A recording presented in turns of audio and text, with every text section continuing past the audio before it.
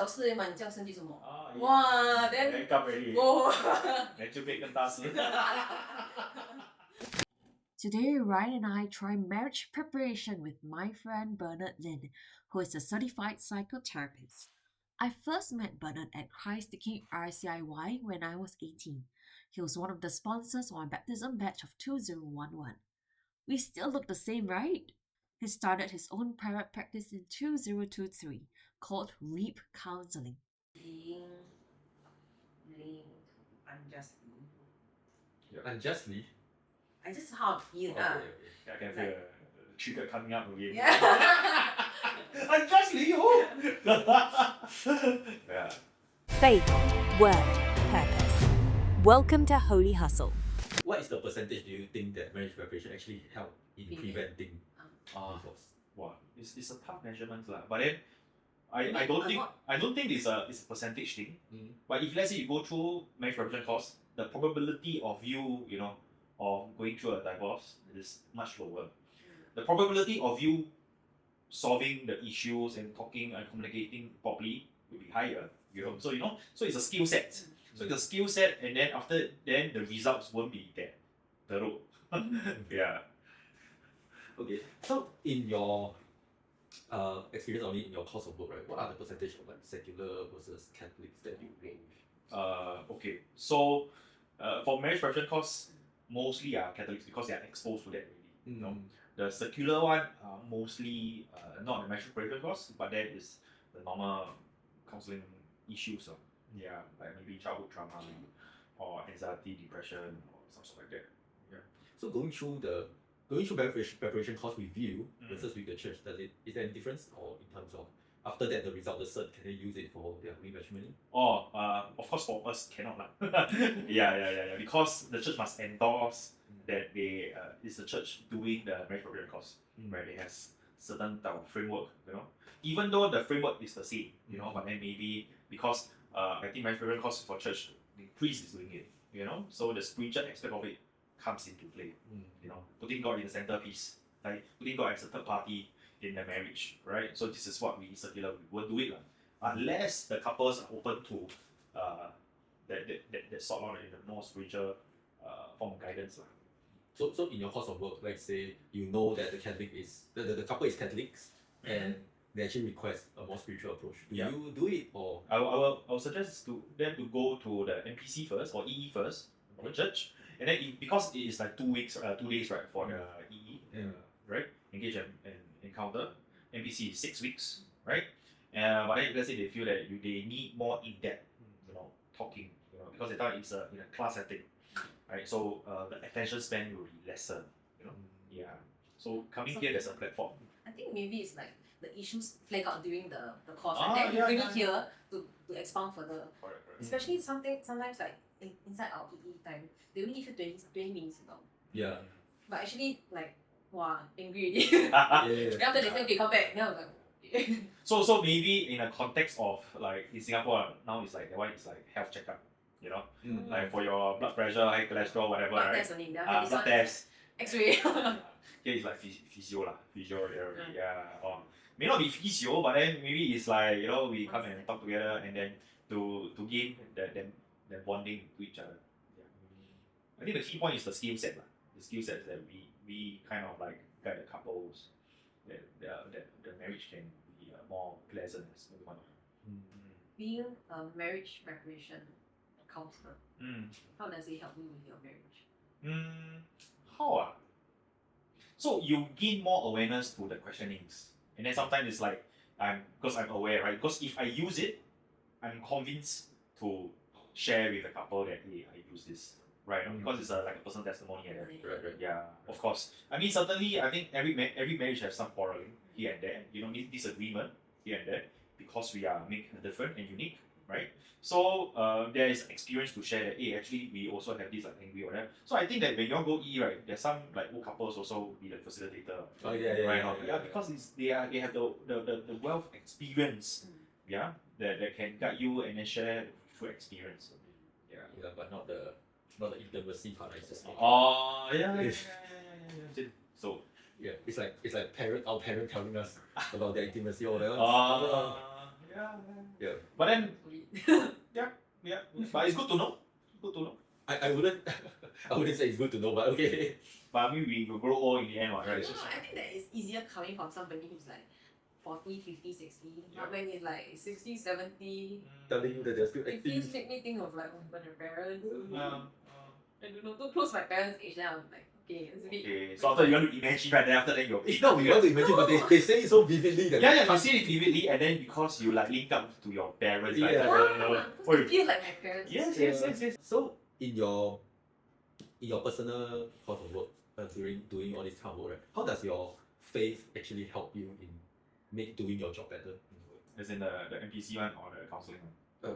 As a whole, really, as a As a career. whole, as a career. Yeah, as a career, I think the wisdom, right? The wisdom come into play. Yeah, and then the intuitive, like from the Holy Spirit. It's some things like, imagine like what you see now, the goosebumps come out already. So after you can feel that that's the presence. I mean that is a sign for me that the Holy Spirit is present.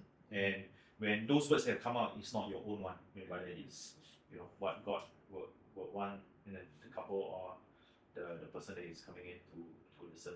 Yeah. How is counseling different from spiritual direction? Okay. So counseling, it is a more aspect of like the circular world. So we use a lot of like intervention, like maybe let's say for a lot of theories, like maybe cognitive behavioral therapy, solution focused therapy, choice theory, writing therapy, then there's a lot more, right? So there's scientific back because it's evidence based. We need to have evidence because counseling is it's not an art, it's not a science, it's a social science. So it's both add together. Yeah. So like for example, like our talk now, it's an art piece really, but using science fact to mitigate. Yeah. Spiritual direction is more same but different, But like for example, when I go Seven Fountain, right, then after for silent retreat, the spiritual direction is like, mainly it's like, I think the priest or layman, spiritual director will say that ask about, it's not like they will counsel your faith life or not. No, it's like, what do you think about faith life? You want to reflect, what God want to say to you, what does this means and all, and everything is a lot of reflection, silence, in tune with God. So the spiritual director is the middleman to guide you to that direction to seek God. Yeah. So it's same but different. Yeah. I think the end goal is more or less different, I suppose. Yeah. But one is spiritual, one is not spiritual. Yeah. How do you like if you see this person doesn't like not really willing to share, then how do you help this person? Willing to share. Like the person got something lah, but then 就是不要讲. Okay. But then maybe say like the school send you to go and counsel this person. Like maybe we all as a 一个要讲， then 一个不要讲。 she keep talking, then I just Okay. keep to How myself, do you don't open up and not say anything. Okay. Don't even want to define problem or whatever. So different dynamics have different ways of doing it. If let's say it's a couple, for sure it's an agreement that you all want to make the marriage work. It's not about you feel that this person not talking or this you feel this person talking or I feel that one of you are not talking. But which is common which is common for in a counseling perspective, right? And then now it's like if let's say all of us want to work it out and committed, then we need to put it a bit more effort. I think this is subtly how I hint the person that do want to share. Yeah. compromise? Compromise. Compromise is one thing, but then I think there's commitment. Compromise is like sometimes you feel that I don't feel like it, but then I still do. It's like 自愿. But commitment is like I want to. It's an effort that you want to put into it. Yeah. Because of the relationship. Yeah. Then how about in situations like the paying organization ask you to counsel this person, Okay. but then the person who is being counseled 不要讲. I think that's quite obvious, right? This is quite common as well. Yeah. But then you need to know what's the counseling goals. Right? If let's say we're talking about counseling context, it's like what's the counseling goals?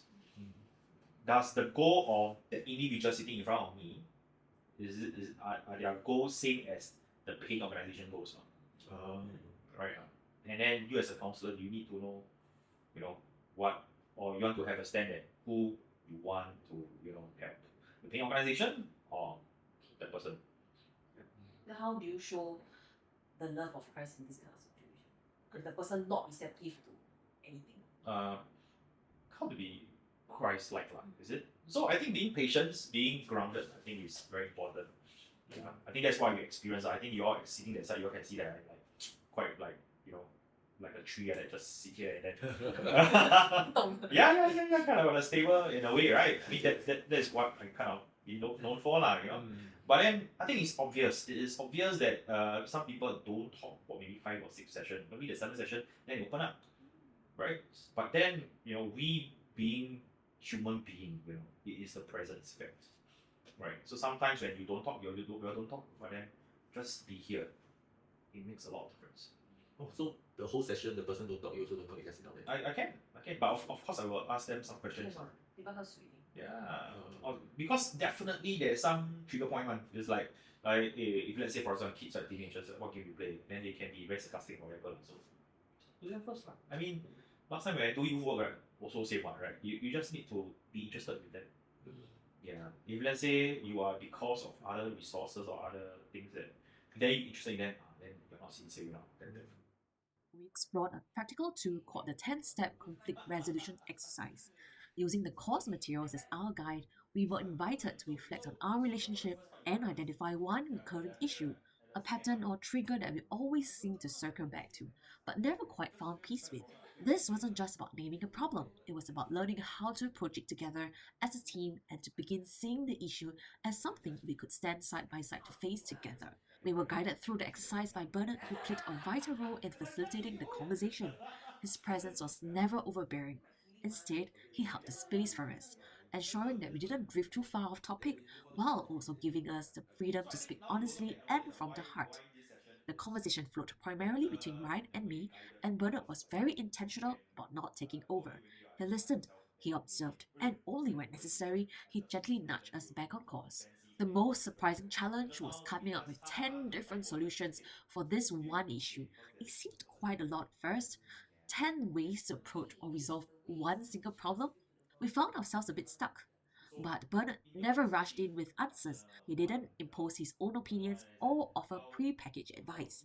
Instead, he encouraged us to think deeply, to stretch our perspective, and to trust that between the two of us, we already had the wisdom we needed. We just had to uncover it together. What I appreciated most was Bernard's sensitivity. If he noticed that something deeper might be going on, something unspoken or unresolved, he would bring it up with great care. But even then, he would always ask for permission first. Would it be alright if I step into a conversation here? He might say. That level of respect and gentleness made us feel safe instead of pushing the blame or finding fault with one another. By the end of the session, the conflict we had identified didn't feel as daunting as it had before. More importantly, we walked away with a shared sense of knowing that we had the tools to work through challenges, not just once, but again and again in the future. But you can see that you all become more constructive instead of the feeling. Just now was like the feeling come into play, right? Wow. Then after now becomes okay, not much of a feeling. Of course, got feeling, because feeling is a trigger, but then now it comes down to constructive. And then what I see is everybody is taking on responsibility of this problem. It's really not you only, but it's like we. Can you see that? So it's like not you or I anymore, but it's we coming together and solve this problem. Seeking help from a psychotherapist is really not daunting. As you can see, Bernard will make you feel safe like a giant teddy bear. You will come away feeling the warmth of God's love and encouraged to face the trials of your life bravely. Visit reapcounselling.com for more information. I'll see you in the next episode.